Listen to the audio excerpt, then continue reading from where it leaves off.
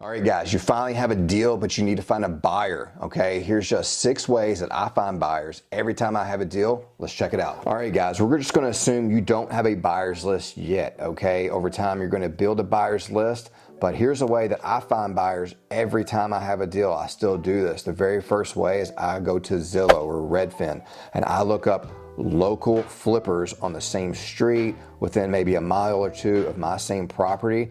And then I look up that address and I skip trace them and I reach out to them saying, hey, look, I have a property close to yours. Here's the price. I see what you paid for the property you bought before. I'll also look for people who own rentals on that same street, okay? People like to buy and hold in the same area. I wish somebody would bring me a deal on the same streets I have rentals currently, okay? So Zillow and Redfin is a great way to find people in the same area that's fix and flipping. Normally, I go back 12, no more than 24 months of properties that have sold, and I look up, get the address, get the name, and I can skip trace that. Of course, I skip trace my properties through Deal Machine. Deal Machine is a great way to find buyers, okay? They simply put in the zip code or the city or even the, I guess the street wouldn't make a difference, but if you look the zip code up and you can find buyers in that zip code, and that's normally what I do. That's about as big as I get is for the particular zip code. Now you can do the entire city. Let's say like I'm in Louisville, Kentucky, and I can, if I have a property in a certain zip code, I can skip trace all the buyers in that area, because just because a flipper bought in that particular zip code doesn't mean they don't buy in other zip codes, and that will give me a giant list. I want to hit that list with cold calling, ringless voicemails, texts, blasting out to everyone I can that I have a deal in a specific area. Another way I get buyers for my deals is I also reach out to local wholesalers. I'd say, hey, here's the deal I have.